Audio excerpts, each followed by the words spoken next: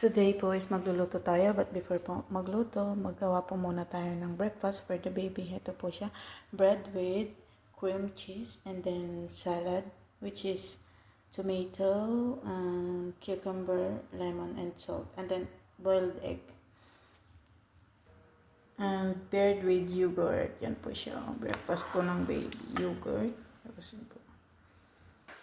Okay, start na po tayo magluto. Yan po.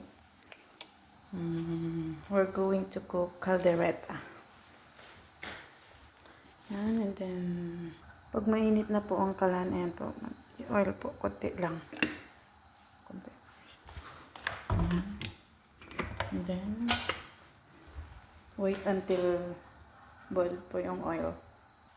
Ayan, boiled na po siya. Lagay na po natin ang onion. Onion na po ang mix natin. Lagyan na po natin ang onion.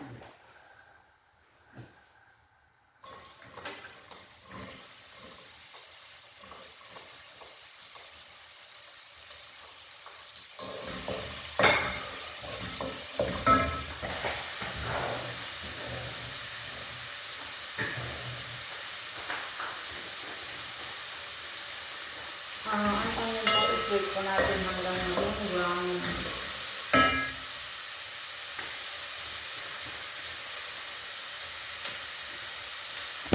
Ayan, pwede na yan kasi lagyan natin chicken, magluto na mamaya yan. Magiging brown po mamaya yan pag na-fry na po yung chicken. Then, lagay po natin ng chicken. Itong chicken po is ibinabad po sa suka at saka asin, kaya ganyan na yung kulay. Bakit po yung binababad? Para po matanggal yung lansa. At saka yung smooth niya po. Lagay na po natin.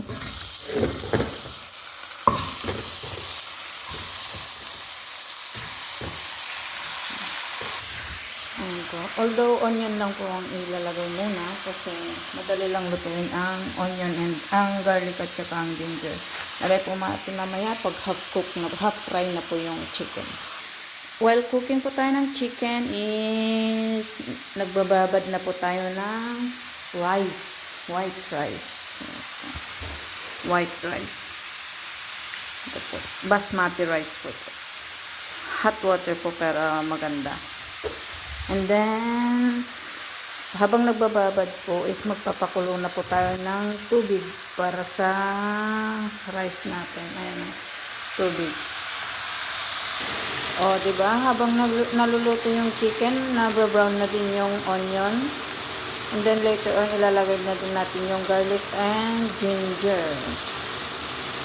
Wait lang ng 2 minutes. Ayan, ilagay na po natin ang ginger and the garlic. Para maluluto din sa gaya ng chicken. Kailangan natin yung chicken is maging brown siya. Para maganda tignan. Presentation siya. Ayan.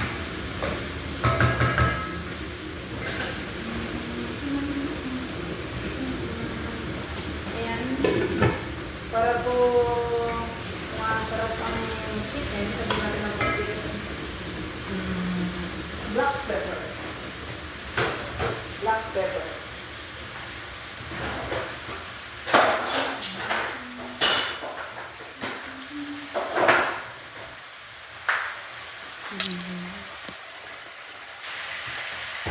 Ito siya, black pepper. Para ating mabango.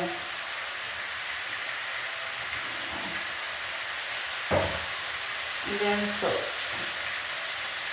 Kunti lang muna. Para lang dumikit yung lasa sa chicken. Ayan.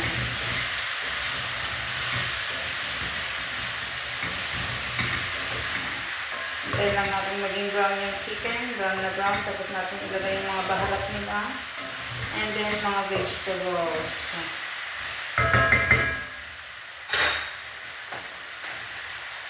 Ang bango.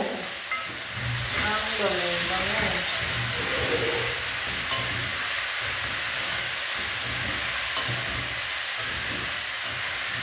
Ayan, medyo nag-brown na siya. Kunti na lang. Kunti brownish na lang. Ayan, nag-brown na siya. O, kunti na lang. Kunti na lang. Need naman natin na brown siya para maganda din sa presentation na may dun sa mga amo natin. Ayan o, pwede na siyang lagyan ng baharat. Okay, lagyan natin lang baharat.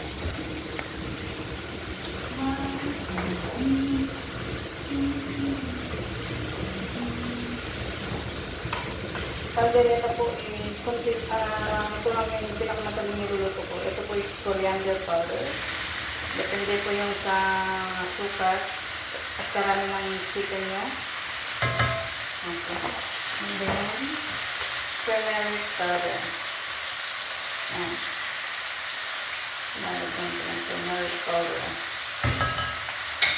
And then, yun lang ang mix.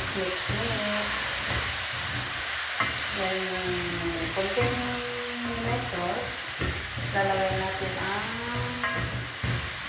vegetable. Kasi vegetable natin is nag-chop na, nahugatan na, pwede na lang ilalagay. This is supposed to be my carrots po tayo, but wala pa tayong carrots, so this is sweet potato, and then potato. And then, bell pepper. May carrots po dapat na, pero wala. Hindi nakabili siya ng carrots. So, need natin i-mix. Nilagay ko na kahit wala pang water para dumikit yung lasa sa vegetable. Para masarap na yung nila. Pag yan na-mix na at na maganda tingin mo is okay na siya, lagay natin ang tomato paste. Pero saglit.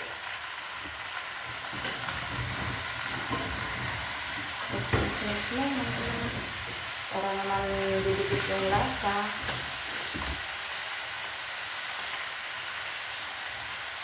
And then, yan. Tomato paste. Ito yung papasarap dyan sa kaldereta.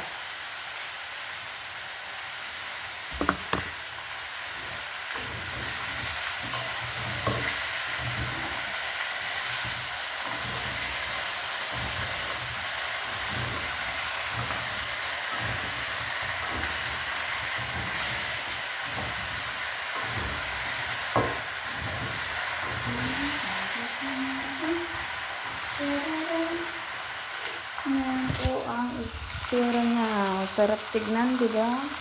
And then, because tubig natin para sa kanin is kumulo na, lagyan natin ng asin. Yan.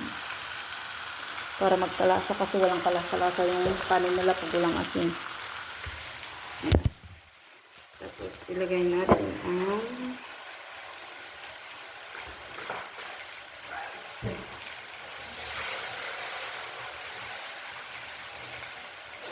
ito ang rice. Lagay natin.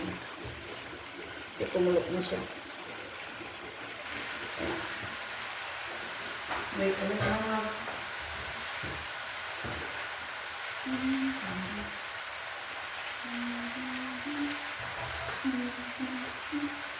And then, chili para masarap. Lagay natin. Ayan, medyo okay na siya. Okay na siya. Lagyan na natin lang.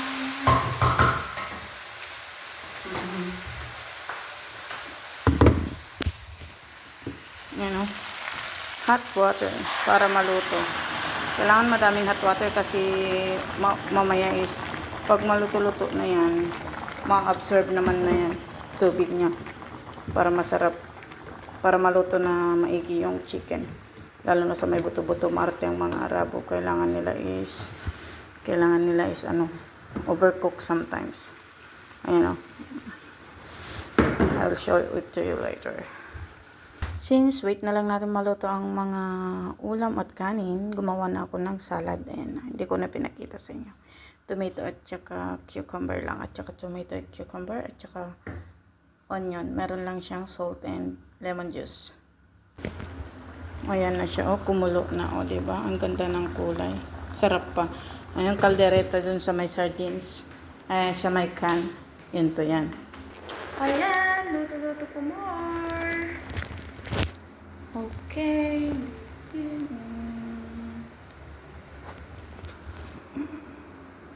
Ayan, while cooking is coffee muna tayo. Coffee is life. Ayan. Malapit na kumulo yung rice natin. And then this is the caldereta. Habang nagluluto po tayo, is maglilinis na po tayo ng kitchen dun sa mga nagamit natin. Ay, nakahugas na po ako. Ayan po yung ginagamit ko sa table po. Sa lahat po ng table panlinis ko po. Yan po, sanitizing, di ba? O social, alcohol spray. Pero totoo po yan, alcohol po talaga yan. Yan po yung ginagamit ko po. Para mas mabango po. Sanitize na din. Ayan na po ang kaldereta natin. Na-absorb na po yung tubig. Konti na lang. Pag yan naging sticky-sticky at luto na yung chicken pa din. Then rice natin. Malapit na din siyang maluto. Ayan po yung rice natin. I-join na po natin ng rice. Tinanggal po natin yung tubig. You know. Hindi masyadong makita. Bakit ang liwanag? Yan, rice.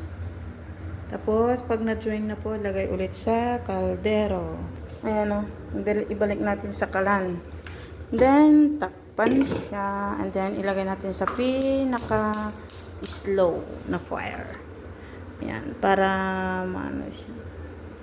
maluto siya maigi. Okay, open na po natin ang ating caldereta. Ayan. Wow, open na siya. Malapit na. Minutes na lang.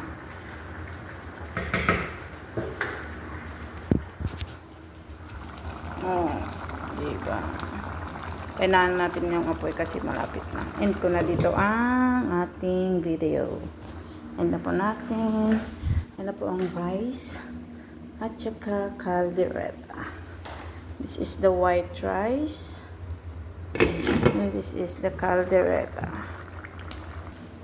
Salamat po sa mga nanood.